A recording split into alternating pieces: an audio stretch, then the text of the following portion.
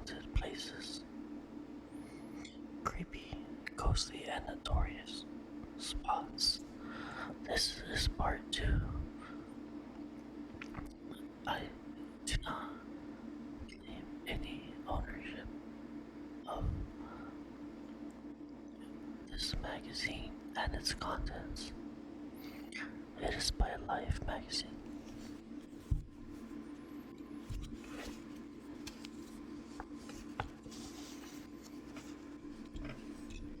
Now, to continue, the fatal shores. You are floating 100 feet below the surface of an ancient lake when, through the watery gloom, you see shapes of things that don't seem to belong here. A terrace, a wall, algae-covered staircases lost in the depths, and a road leading nowhere. Sounds like a dream, or a scene from the latest Indiana Jones film.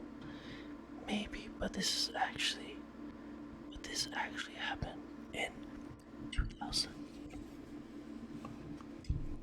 when scientists discovered a long-rumored pre-Inca ruins of a 660-foot long, 160-foot wide temple lake under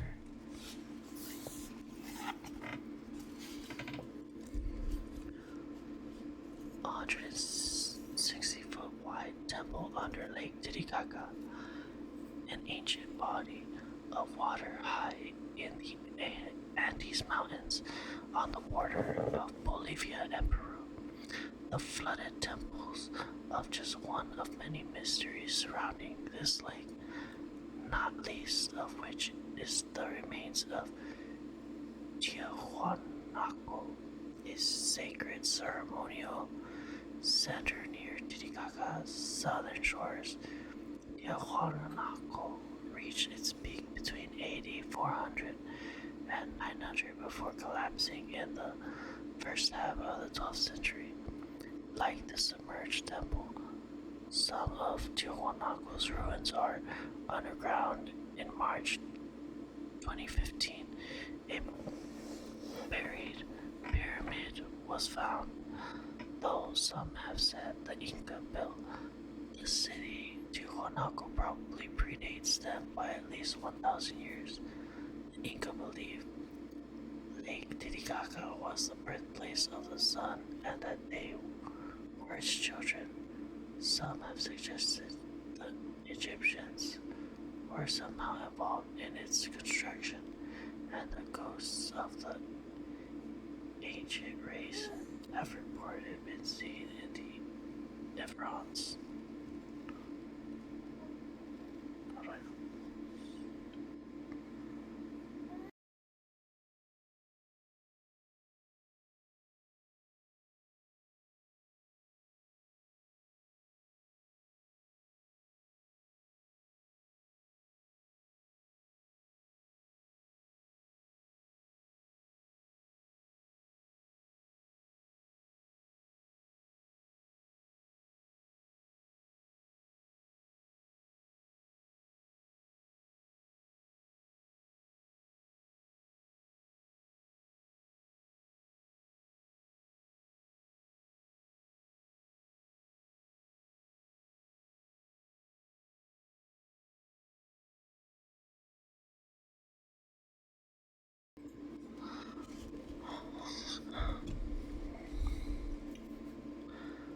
Okay.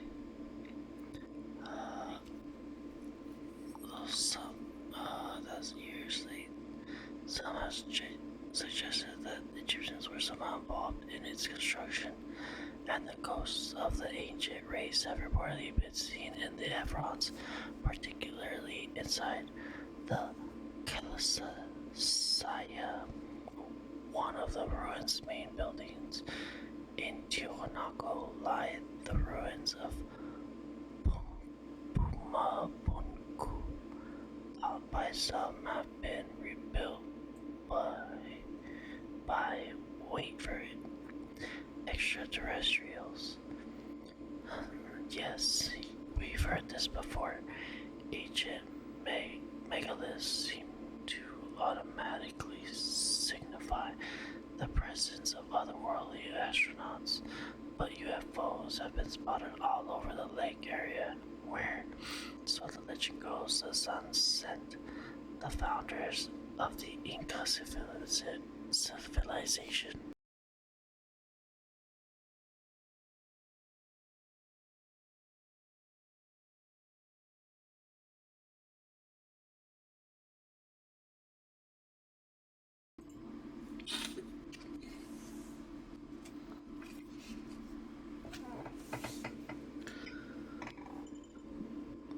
Bloody, bone-chilling Asia and Australia. Their cultures are widely different, but the temples of Cambodia, the Lake Forest below Japan's Mount Fuji, and the deadly Kolkata subway all have one thing in common: the palpable presence of the supernatural.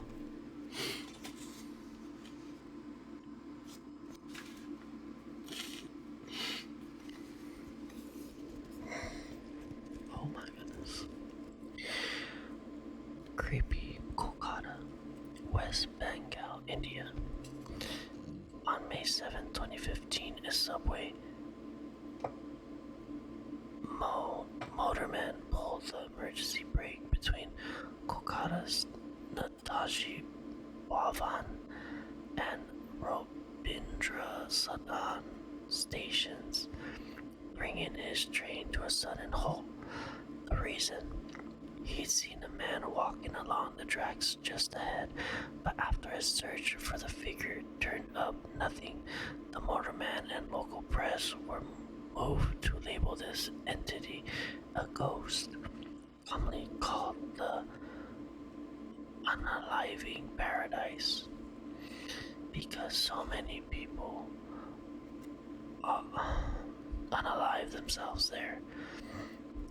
The Rabindra Sedan subway station is just one of many supposedly haunted spots in India's largest city,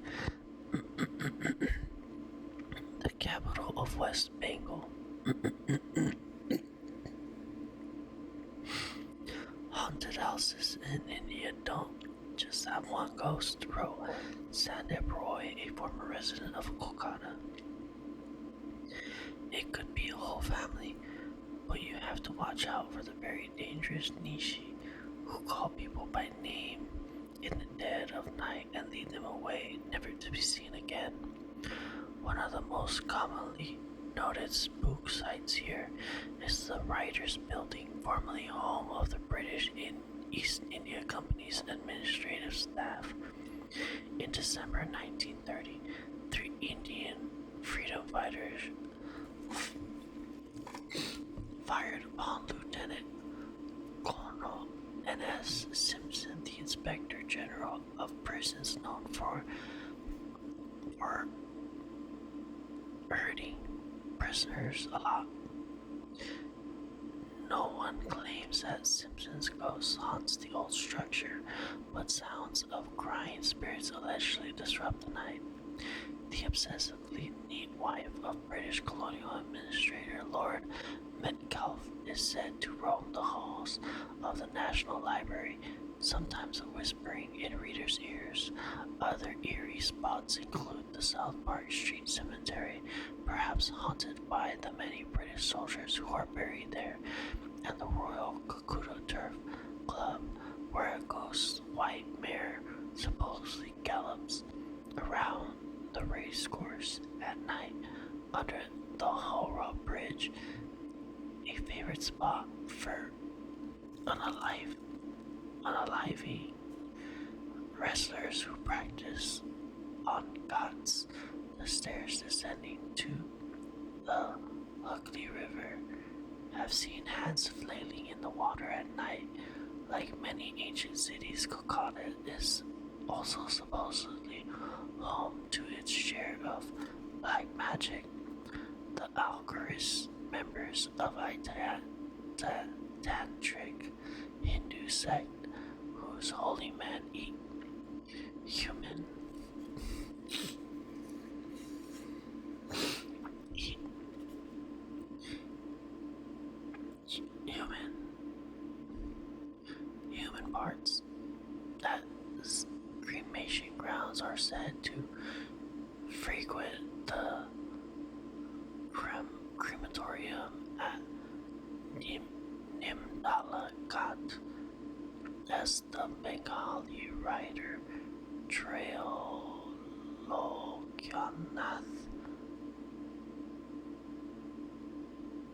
M. once wrote, "There is no dearth of darkness in our country."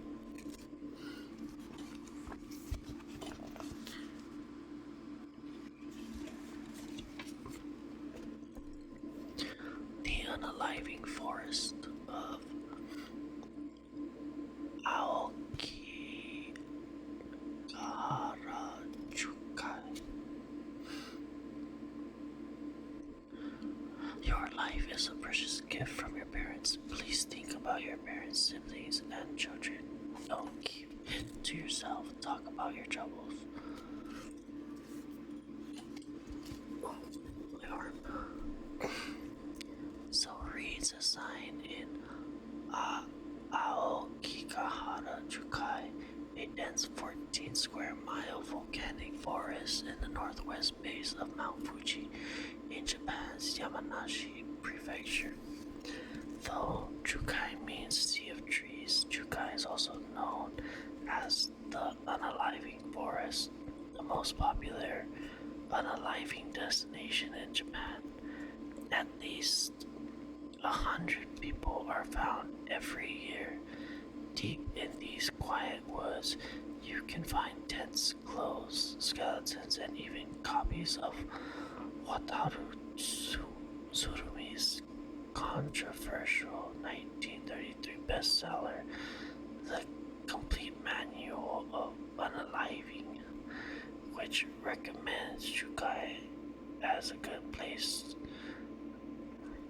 along with 2 novels that depict romantic pacts in these woods. Tsurumi's book is one of the reasons the forest continues to attract so many lost souls. Not long ago, a park geologist found a doll nailed upside down on a tree, the sign of a curse, he said. Indeed, the area has a reputation for being haunted by yurei, unhappy, angry spirits with white clothes and long black hair. Think of the ghost girl in the ring. Some say their anguish howls are often heard between 2 and 3 a.m., a time when it's too late in more ways than one to talk about your troubles.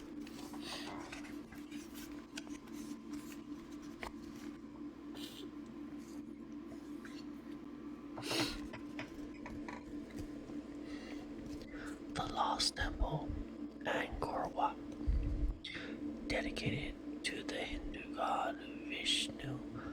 Angkor Wat was built near Siem Reap, Cambodia, in the 12th century, probably as a funerary temple for King Suryavarman II. Part of Angkor Archaeology Park, a 154 square mile area containing remains from the Khmer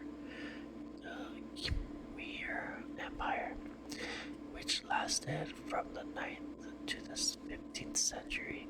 Angkor Wat fell into neglect and was mostly unknown to the West until the mid-1800s. An unearthly microcosm of the Hindu universe, Angkor Wat is both the world's largest religious monument and an architectural work of art, filled with the narrative bas-relief marvels and stunning sculptures such as the head that smiles so mysteriously they might just make the Mona Lisa look like Kim Kardashian. temple creates an overwhelming sense of awe and disorientation among its many visitors, so much so that people have felt themselves walking into the realm of the spirits and even getting lost there. One tourist said that he became separated from a friend during his visit, calling her to no avail, only to discover later that they were both in the same area. Though she did hear someone distantly shouting her name. Why? Her friend later asked, didn't we see each other? A belief in ghosts and other supernatural creatures is pervasive in Cambodia, particularly among still largely agrarian areas like Siem Reap. The people that live in the city don't believe in ghosts, but in the forest near the temple, it's common to believe. Villager Nyan told the Phnom Penh Post, the forest is a quiet place, so strange. Things always happen at night. Locals even create weapon-bearing scarecrows called Ting Mong to scare evil spirits away. So many ghosts here, you know. One woman said to journalist Andrew Lamb after he saw fiery orbs outside his bedroom. In a house just outside Siem Reap one night, their souls have not gone to heaven. They are still very angry.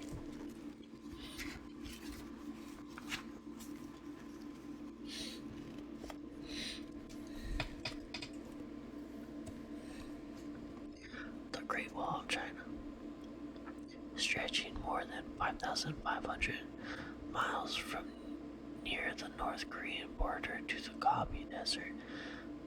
The Great Wall of China was constructed over more than 2,200 years to protect the country against invasions from northern nomadic tribes. Not a wall so much as a series of fortifications erratically erected by discrete states.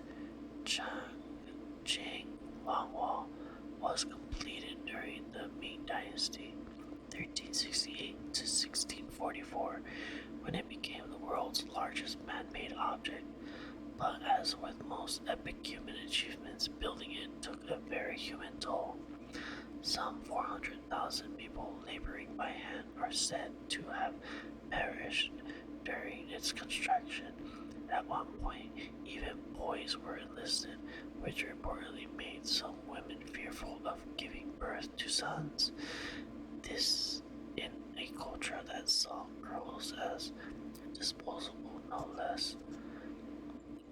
With all that suffering and bloodshed, it's no wonder that the fortifications are said to be haunted. Some visitors have claimed they felt uneasy or sick while exploring its past, though one could presumably chalk that up to the pork dumplings. Others have seen what they said were ghosts of fallen workers, some of whom are known to even punch or kick. Here's a tip. Fireworks are said to keep them at bay. The structure's most haunted areas include Crouching Tiger Mountain and Coiling Dragon Mountain, part of the unrestored and rugged sections collectively known as the Wild Wall, dating from two discrete dynasties. They lie in Kuyeko's Yanshan Mountains, about 90 miles from the tourist-packed ramparts of Beijing.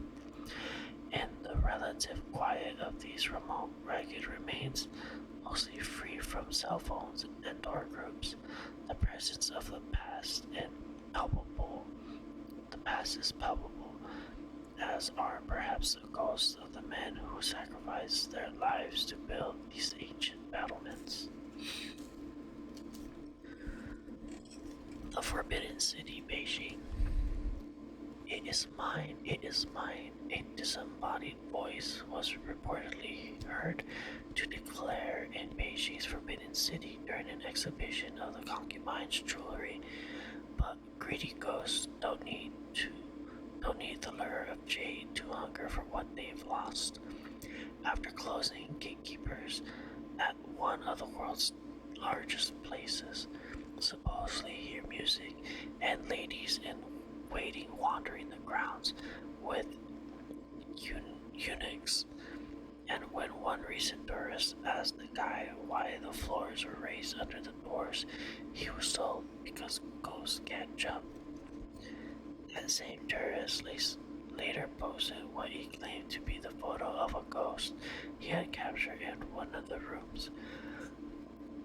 If any structure in the world has the right to be haunted, it's the 9,000 room imperial palace that served 25 Chinese emperors from the Ming Dynasty to the end of the Qing Dynasty, about 1421 to 1911. It has, needless to say, seen more than its share of intrigue and violence, not to mention everyday heartache and greed, which spectral concubine wanted her jewelry back. Indeed, the palace was created in a cauldron of grief and bloodshed. After his nephew became emperor in the late 14th century, Prince Shudi rebelled, assisted by eunuchs, unaliving his relatives' loyalists and establishing a new stronghold as the Yongle Emperor in Beijing, where he embarked on the creation of the fabled city. As to Beijing itself, there are plenty of supposedly haunted spots. Gongguang Fu Mansion and Yun Street among them, but we so often associate hauntings with decaying old buildings, and Beijing, like the rest of China, is determined to raise reminders of its past in the name of the progress. Case in point, in 2001, the Forbidden City became home to a Starbucks.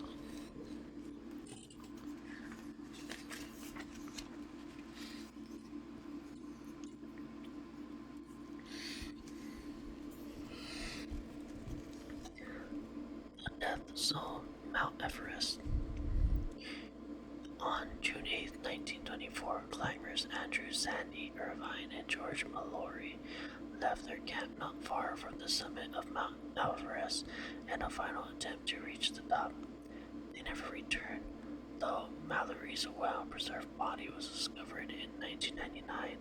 Irvine's corpse has never been found, but some say his restless ghost continues to haunt the world's highest mountain. In June 1933, British climber Frank Smith climbed as high on Everest as anyone had before, but after 2 exhausting nights in the so-called Death Zone, not for flesh and blood, he later said he became convinced that a pulsating spirit hovered alongside him. In 1975, Dougal Aston and Doug Scott, the first Britons to reach the top of Everest, unless of course Mallory and Irvine achieved it, claimed they felt a presence in their snow hole the night before they submitted. Scott said the presence, which he also felt on the way down, was helpful, giving him confidence and advice. Another expedition member said that he'd been followed by the appearance of a man, definitely a human figure with arms and legs. If Irvine's ghost does indeed haunt Everest, he may well have company. The mountain is filled with the restless spirits of people who have perished along while climbing it. According to Pemda Dorji, who broke the world record for fastest summiting 8 hours and 10 minutes in 2004, I saw some spirits in the form of black shadows coming towards me, stretching their hands and begging for me to eat, said Dorji. All of these visions can of course be easily explained as hallucinations induced by hypoxia, thin air, exhaustion, and the limits of human endurance, but the Everest area has long been considered a holy and haunted place in Nepal and Tibet. The Himalayas areas are also said to be home of the legendary abominable snowman, also known as the Yeti. Supposed Yeti remains, including a sacred finger and a so-called Pangbosh hat, are kept in a number of Tibetan Buddhist monasteries in the wake of the 1922 British Everest expedition. 20 local boys said they encountered 7 Yetis at the base of the mountains Northern Pole while searching for supplies the climbers had left behind. And explorer Eric Shipton took pictures of what some believe to be Yeti footprints in the Everest Neverons in 1951. In 1986, in Tibet, Reinhard Messner, the first to climb Everest without bottled oxygen and the first to summit the world's 14 highest peaks, saw a strange creature. It towered menacingly. He later wrote, its face a gray shadow, its body a black outline.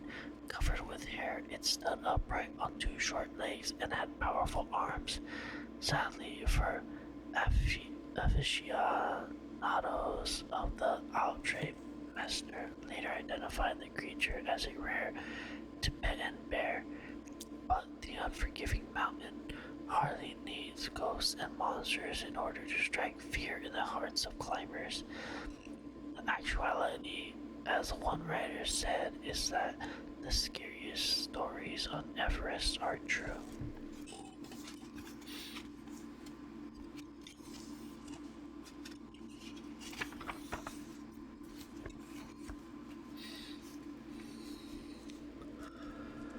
Unearthly Inn, Hotel Takara. Keep out, do not enter, and anger. Red signs posted outside the abandoned Hotel Takara near the restored ruins of the 14th century Nakakusuku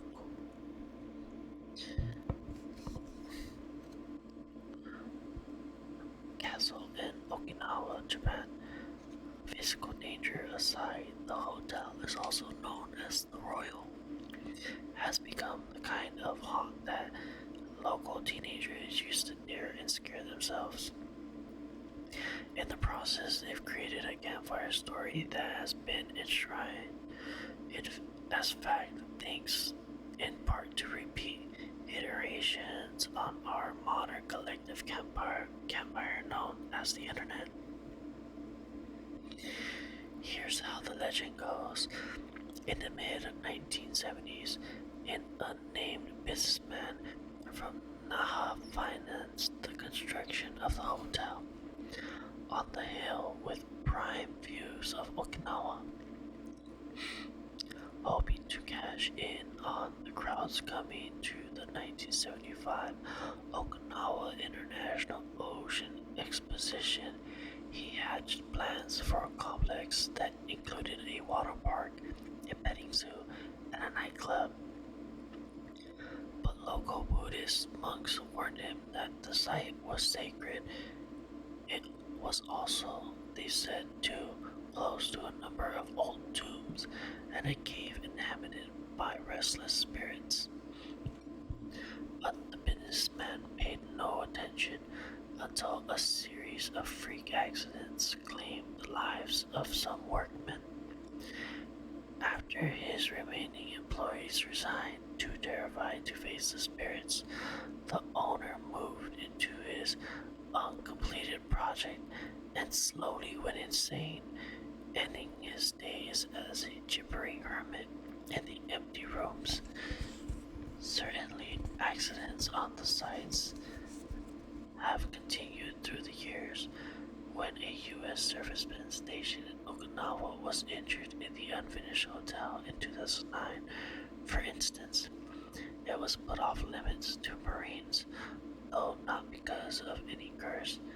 The dilapidated condition of the structure alone is enough to explain most mishaps.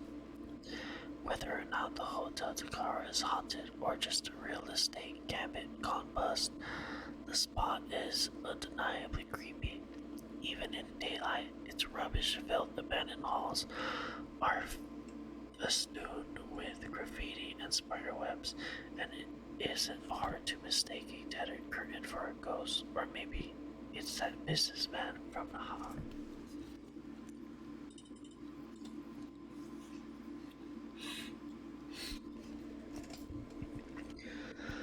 The demonic domain, ruins of Babylon. About 60 miles from Baghdad lies what's left of Babylon, the city where Hammurabi and I don't know once ruled.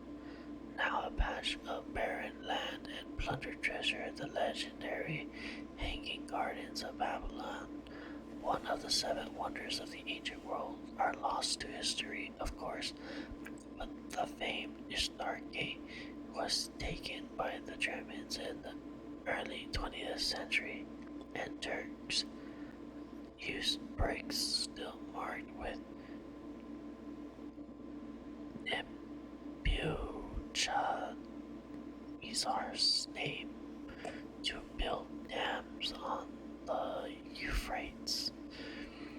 In 1985,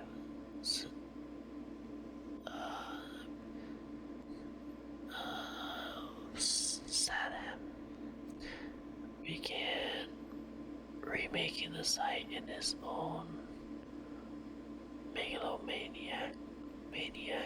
image. The American invasion put an end to this in 2003, but the troops brought their own depredations, building a helicopter landing pad over ruins and crushing ancient pavements with heavy vehicles. It wasn't long before graffiti marked the site. "Hi Vanessa, I love you." From Babylon's place, and priceless uniform tablets started showing up on eBay. Ancient Babylonians believed the destruction of sacred idols meant their divinities had abandoned them to evil forces. It's not hard to imagine that this ravaged wasteland is haunted by the likes of their Ikimu, the restless spirits of souls who are not properly buried, demons who haunted abandoned places, and faceless creatures who crush sleeping humans. Let's not forget Pazuzu, the processing spirit in The Exorcist, was a Babylonian demonic god. Jinn, supernatural creatures of Arabic mythology, may also linger here since they're known to haunt ruins. And no, this isn't just ancient superstition. In November 2014, the residents of Kut, a city about 90 miles from Babylonian ruins, became convinced that jinn were burning their houses.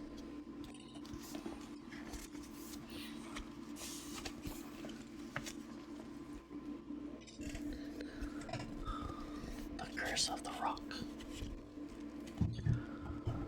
Everyday rangers in this is Uluru.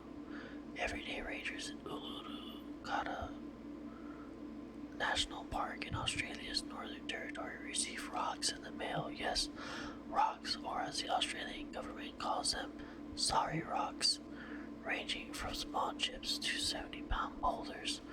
The stones are sent from all over the world by tourists who have stolen them from Uluru, also known as Ayers Rock, the park's sublime centerpiece, and return them because they were cursed.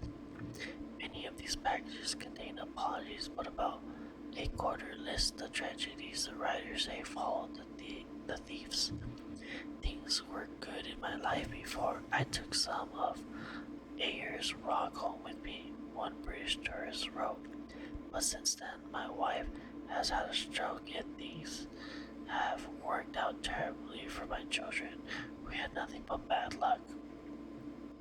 Others describe breakups, illnesses, and even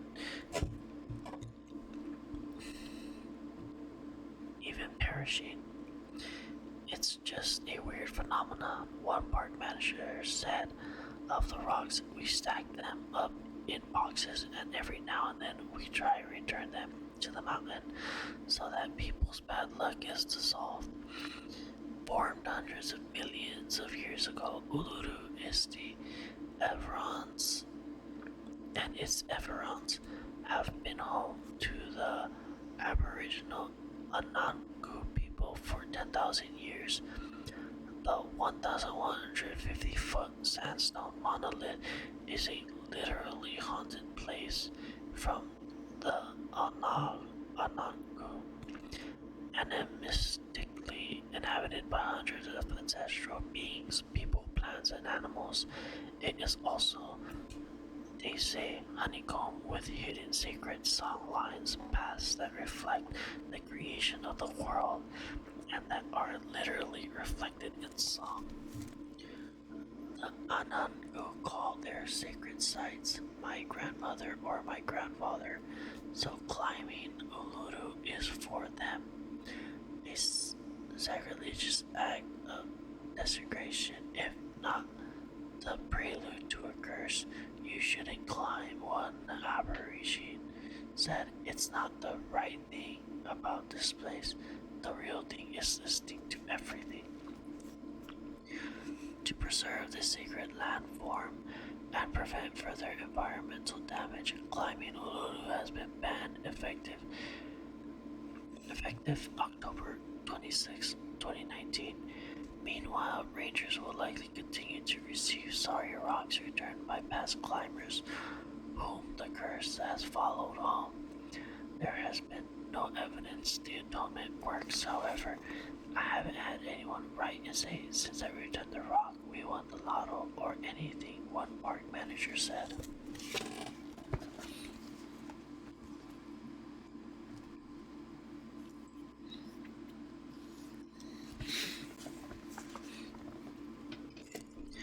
Hair-raising haunted Europe.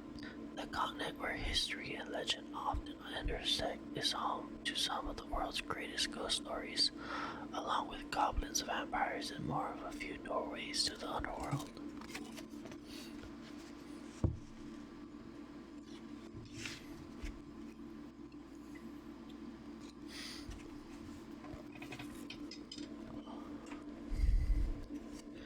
Paranormal Paris, France.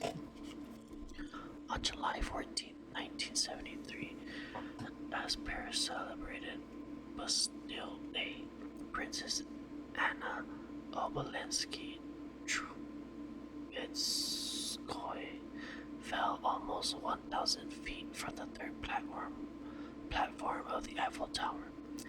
She had recently gotten married and seemed in good spirits. Surely it was an accident, but letters later found in her purse proved that she unalived herself. One of hundreds of peoples who have jumped from the Iron Lady since it was built in 1889. The princess is now said to be among the many souls who have haunted France's national symbol. No matter where you look, the City of Lights has a dark side, from spirits in the Louvre, which some have called the city's most haunted building, to the eerie catacombs, and even nearby Versailles.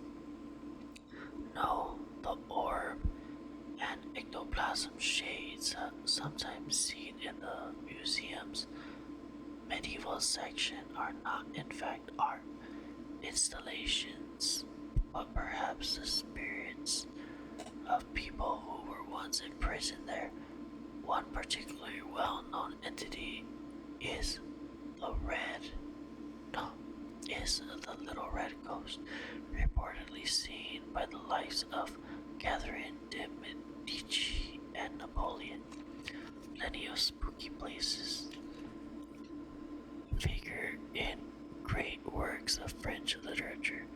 Notre Dame Cathedral is known for the Hunchback, and the opera has its phantom, but in real life, those structures are reportedly haunted by respectively robed figures with tall pointed hats and the ghost of a unaliving woman who roams the streets outside, searching for the man who jilted her.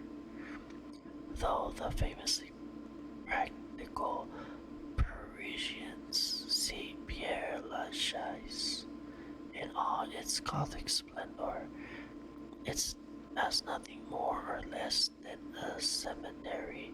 It is said to be haunted by Oscar Wilde, Marcel Proust, Jim Morrison, and a number of, shall we say, lesser mortals.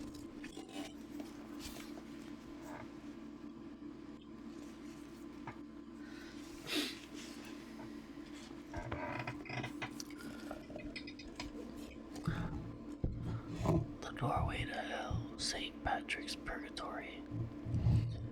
Since the Middle Ages, Catholic pilgrims have traveled to Station Island in the middle of Loughderg in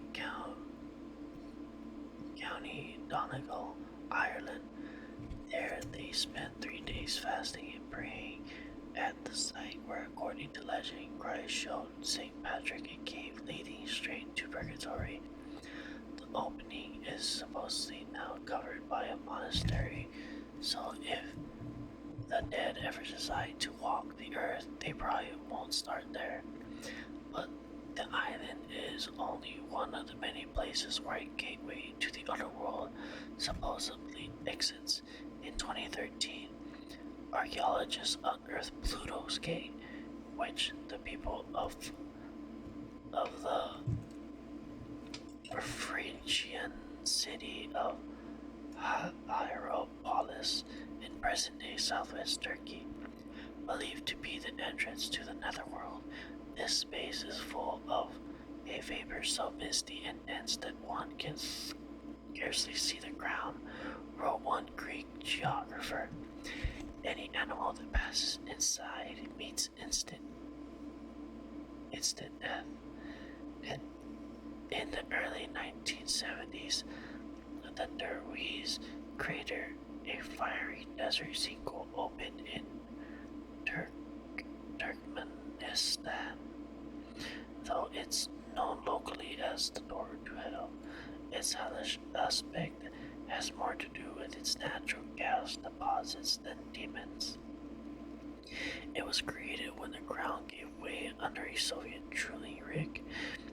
Other supposedly infernal entrances include Iceland, Mount Hekla volcano, Hoska Castle north of Paraguay, the Bloody Hell Pond in Beppu City, Japan, the Lake Avernus near Naples, Italy, which the Romans considered the entrance to Hades.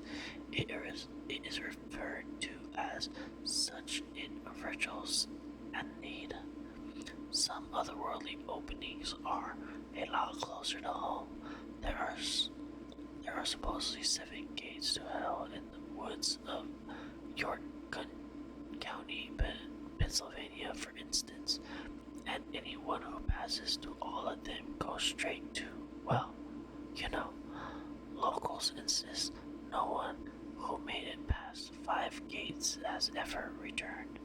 In the dilapidated cemetery of Chinese Skull, Kansas, lore has it that hidden steps descend to the gates of, and voodoo traditions holds that 7 portals to hell exist throughout New Orleans. Then there are the hells that exist in name only: Hell California, Hell Michigan, Hell Grand Cayman, Cayman Islands. But if you find yourself in Hell, Norway, relax. There the word simply means luck.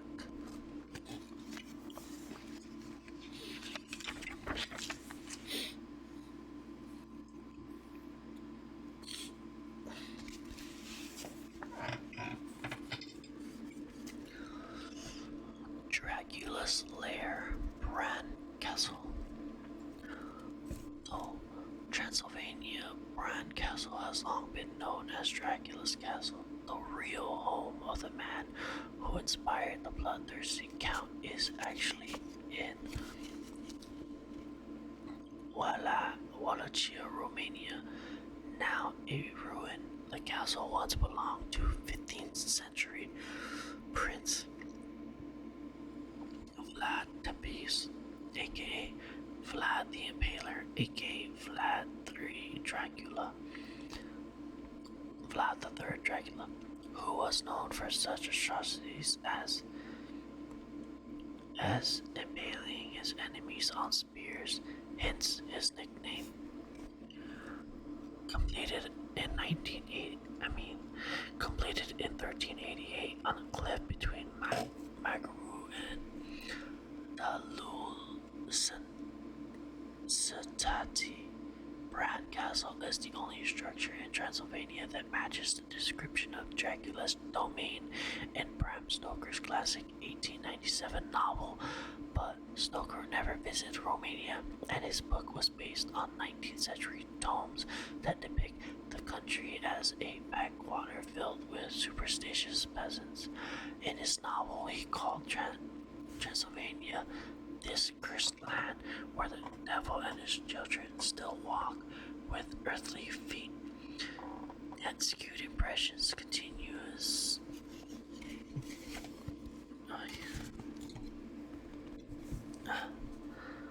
That skewed impressions continuously, more or less to this day. The mist-covered mountains are real. A 1944 Life article read, "The crumbling castles are real. The howling wolves swooping past peasants, making the signs of the cross, all real, maybe, but many Romanians resent the characterization of their country as a doom-haunted land of mystery and superstition." I hardly heard anything about vampires, werewolves, or any of that, said Trent Lienenbach, a brilliant young university student who spent time researching folk tales in Romania. Romanians are aware that it's something they are known for, but they don't seem to be extremely interested in that side of the folklore. Still, many older Transylvanians continue to believe in the existence of ghosts, vampires, werewolves, witches, and forest spirits, such as the Strigoi humans whose souls left their bodies at night to wreak havoc among the living. These legends are rapidly dying out, though, which is partly why Britain's Prince Charles, a descendant, believe it or not, of Vlad the Impaler, has established a foundation to preserve Romanian heritage. "I do have a bit of stake in the country," he said. "Transylvania is in my blood."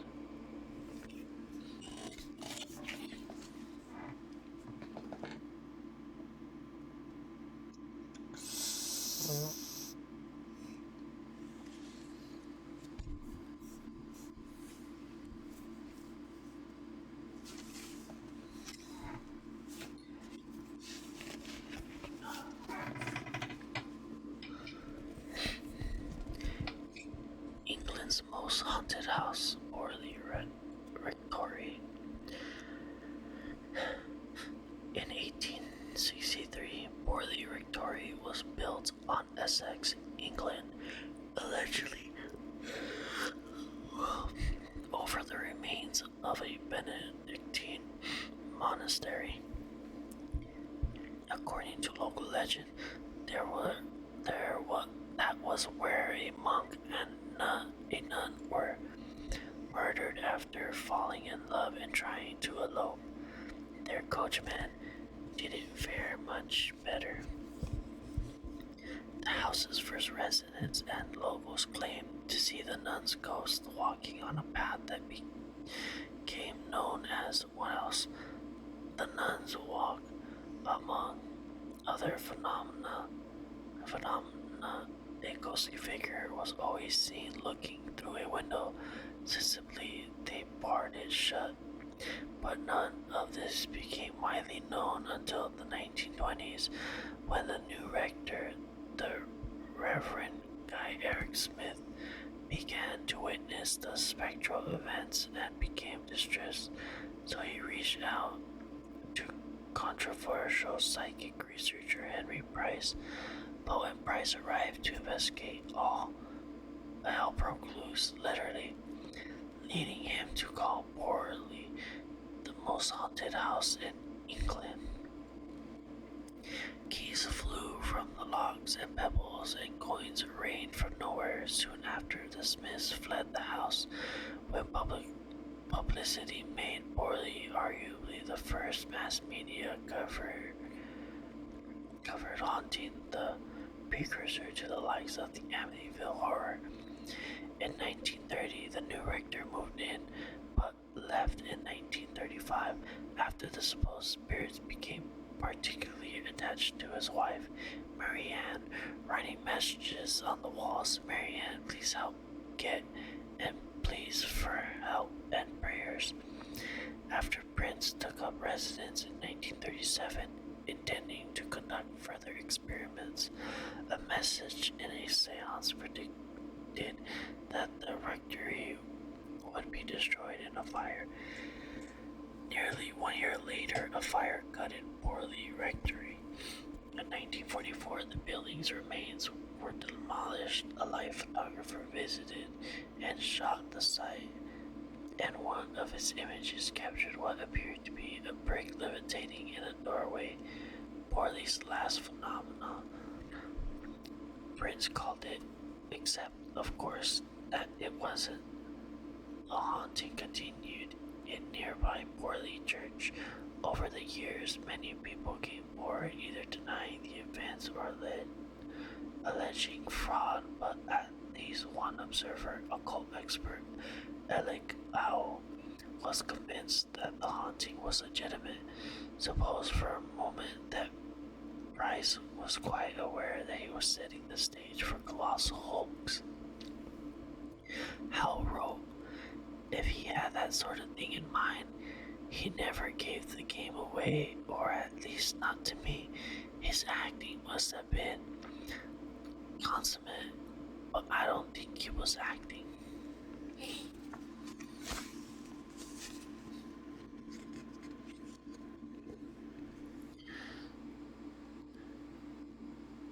When the original occupant, Henry Bull, was in residence in the garden, the Bull family played tennis. The spirits seemed particularly enamored of one rector's wife, Marianne, often addressing her with incomprehensible messages. Noted psychic researcher Harry Price, with his Ghostbusters paraphernalia. Price was almost single-handedly responsible for the rectory's reputation as the most haunted house in England. While covering a story on the burnt rectory's demolition, live photographer David E.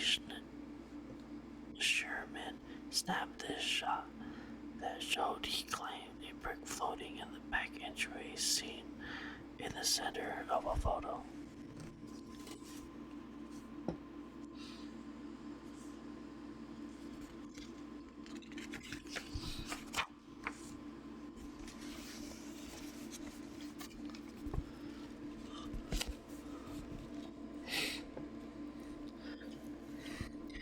Phantasmal Prague, Czech Republic. I felt as if the houses were staring down at me with malicious expression, full of nameless spite. The doors were black, gaping mouths in which the tongues had rotted away, wrote Gustav Meyrink in early 20th century Prague in his classic mystical novel, The Golem. A sort of biblical Frankenstein's monster, a golem is a mythical creature referred to in the Bible and the Talmud as supposedly fashioned from clay by wise men.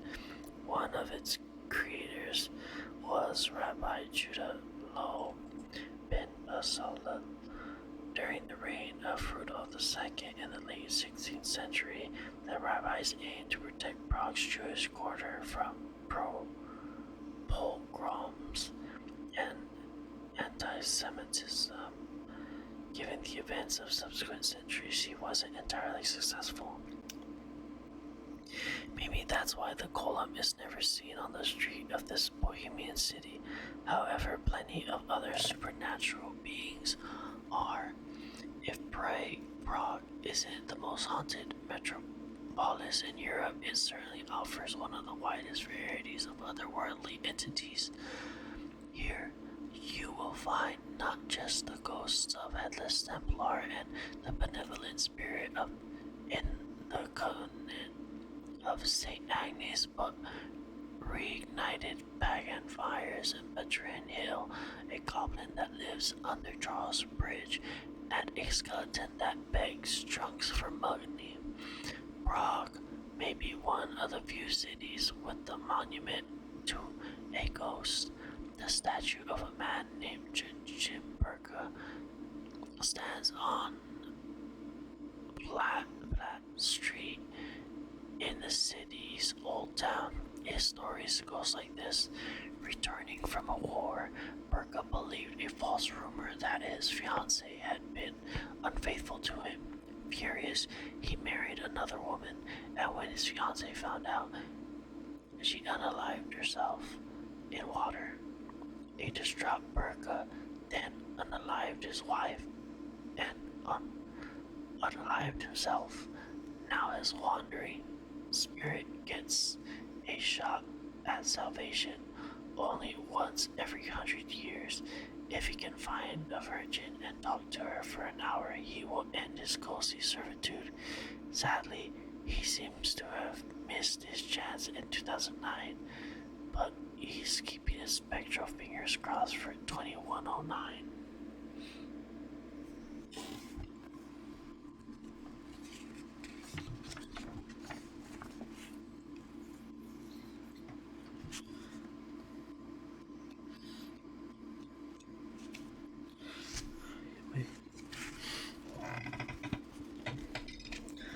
Tower of London, England.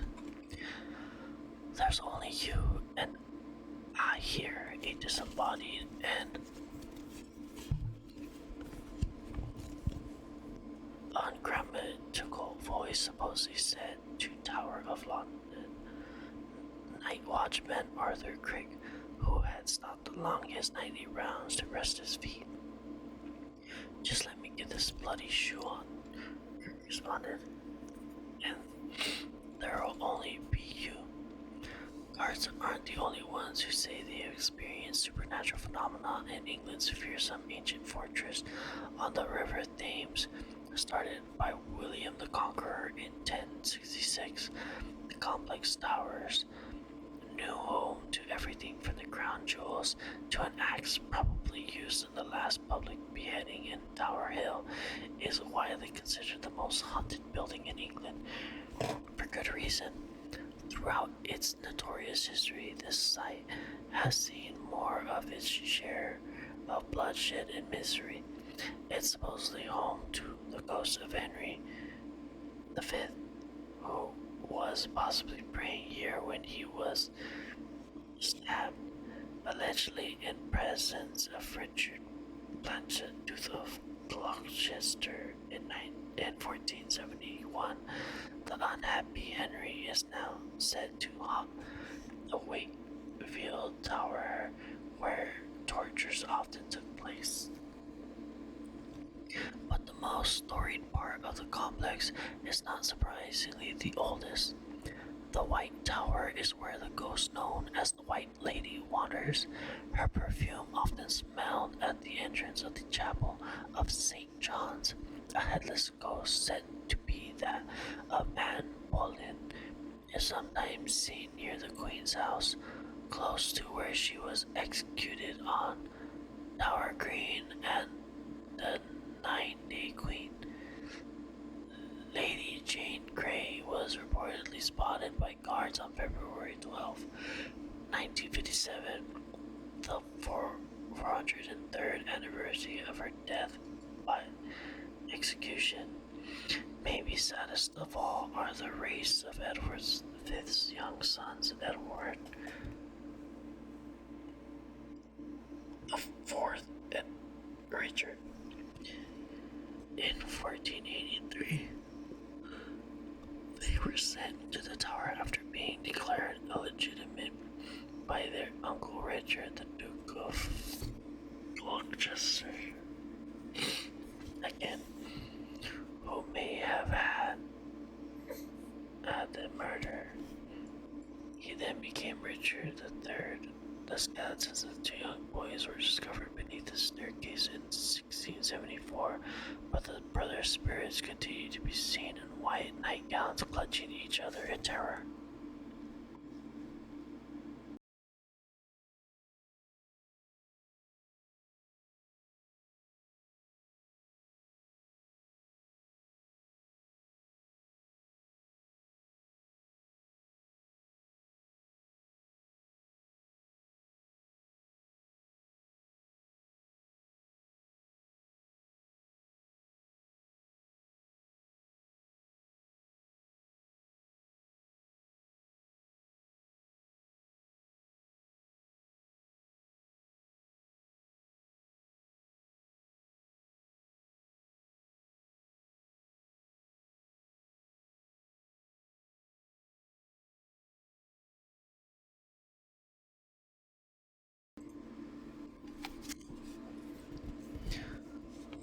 The Bloody Kremlin, Moscow. On August 30th, 1918, Vladimir Lenin was speaking at a Moscow factory named Hammer and Sickle. Afterward, the founder of the party and first head of the Soviet state left the building revolutionary. Vanya Kaplan called out to him and fired 3 shots. One hit him on his shoulder and the other on his neck. That's the official Soviet story anyway. Though the fire leader survived, he never fully recovered, and the injuries he sustained may have led to the series of strokes that ultimately had him perish. He was for years afterwards unable to walk without a cane, which is why 1923 witnesses, so the legend goes, thought it strange to see him moving quickly and unaided throughout the building halls. Even stranger, the Corporal Lenin was away from the complex at the time. A bad omen, maybe. More months after this sighting, in January 1924, Lenin passed, though his embalmed body is now creepily entombed in the Red Square in front of Kremlin wall, surrounded by 240 victims of his October Revolution. His ghost prowls the fortress, where he has plenty of company. Ivan the Terrible, who died of a stroke while playing chess, is sometimes seen in the Ivan the Great Bell Tower, the ghost of Soviet dictator Joseph Stalin, who also died of a stroke as he slipped into paranoid old age, brings with him a blast of cold air, and the spirits of Kaplan herself, who was executed soon after the assassination attempt, is said to haunt the bell tower. A pale, deceitful woman holding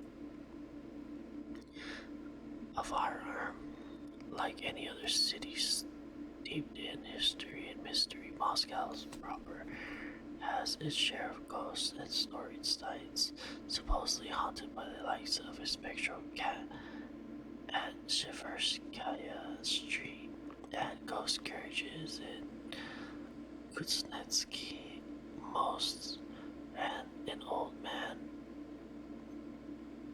Most, and an old man in Myasnitskaya Street. There's even a notorious thoroughfare from something street that is the site of so many mysterious accidents. It's called Death Road.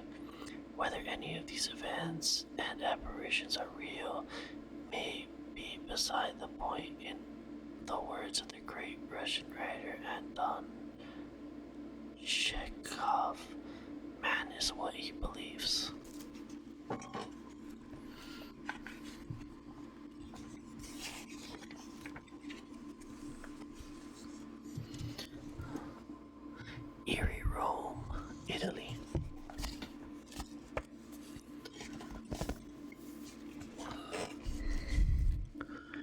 violent thunderstorm suddenly arose and enveloped the king in so dense a cloud that he was quite invisible. The historian Titus Livius wrote of Romulus, the mythical founder of Rome, in one of the writer's 142 books on the great city. From that hour, Romulus was no longer seen on Earth. This fabled disappearance occurred in what was then the Campus Martius field of Mars, one remnant of which remains. The Pantheon, the monument built by Emperor Hadrian to honor the pagan gods. The structure is now said to be haunted by the ancient priests, and eerie blue lights have been seen in its interior. Other supposedly haunted sites in the Eternal City include the Colosseum, most to the ghosts of dead gladiators, the skeleton-filled Capuchin Crypt, and the Church of Santa Maria del Popolo, which is said to be haunted by Emperor Nero, who might have been buried on this spot according to legend. So many people saw the mad emperor here that in 1099 Pope Paschal II was petitioned to exorcise his ghost, which ultimately led to the building of the church. Skeptical about all this, so was Titus Livius, who, after relating Romulus' celestial disappearance, wrote that humans want to believe in this sort of phenomena.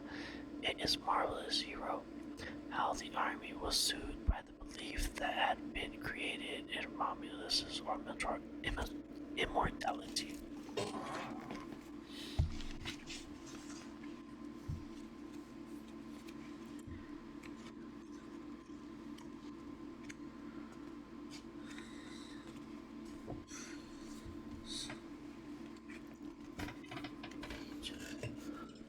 Megalithic mystery. Newgrange. In 1699, Charles Campbell, a landowner in Boyne Valley, County Meath, Ireland, asked his workers to dig for a stone in a seemingly nondescript mound on his land. It wasn't long before the men discovered what they thought was the mound to a cave, but this was no ordinary cavern.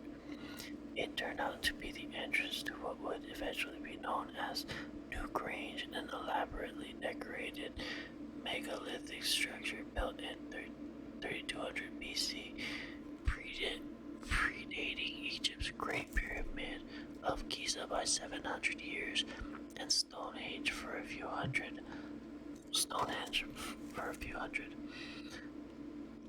By a few hundred. The World's Heritage Site is one of the oldest buildings in the world, so much for harvesting stones.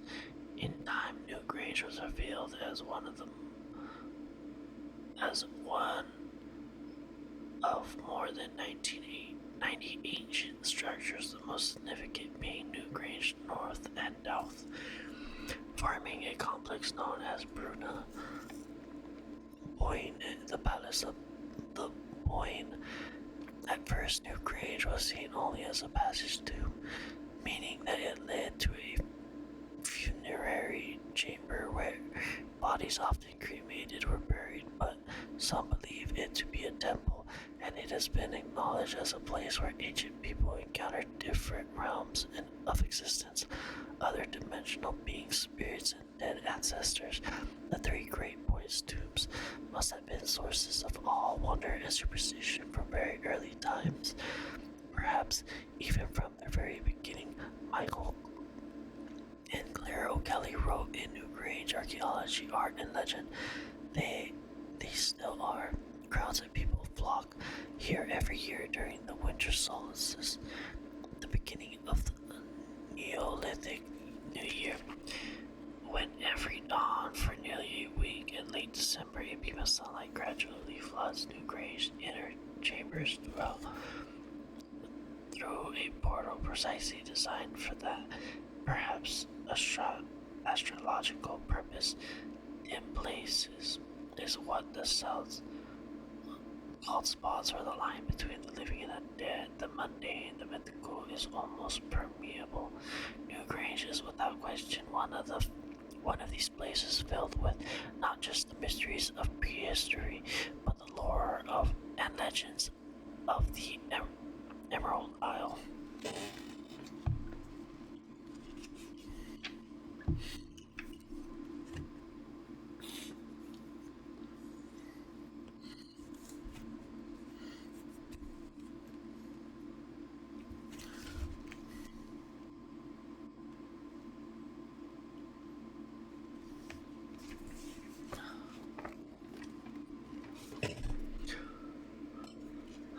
The mineral place.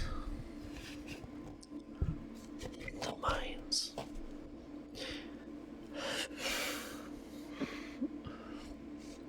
Beginning in the 13th century and going up until 2007, southern Poland's salt mines produced table salt, believe it or not. It was once as valuable as oil is today. Well before Morton's, the miners meticulously and lovingly sculpted subterranean salt art, statues, chandeliers, and even 40 chapels, often at the risk of their own lives. The most impressive chapel of St. Kinga is the world's largest underground church. There are many legends and stories about the mine at Walix. According to the Handbook of World Salt Resources, one of that of the Hungarian princess Kinga, the patron saint of Polish salt miners, after she lost her engagement ring into a Hungarian mine. The story goes it miraculously reappeared later in Walitsk. In the depths of this mineral palace, you'll find statues of the seven dwarves and even a friendly ghost, a sort of sodium Casper. He is said to look out for the miners, warning them of imminent explosions or the presence of lethal methane by saying, "Do not go." But this underground world has seen its share of tragedy. In the Joseph pollution chamber, a ferry boat capsized in a lake in 1915, killing a number of Peruvian soldiers. These days, a salt statue of St. John of Nepomuk, a Bohemian saint who protects against floods and drowning, stands before the defunct boat. In 1944,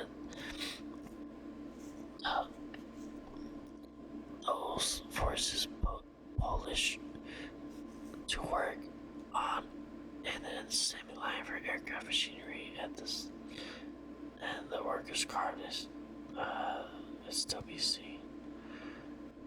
These days, the mine has become not only a tourist attraction, but on occasion destination spots for thrill seekers. Think bungee jumping, windsurfing, and hot air ballooning. Weddings and even business conferences are held in the depths, and the health resort offers, get this, algae facials, but not salt scrubs.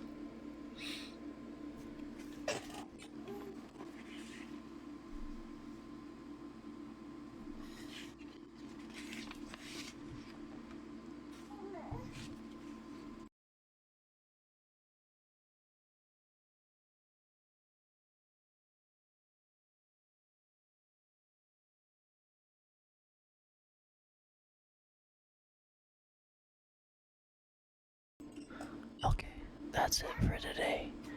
Have a good night and a spooky rest of a dream.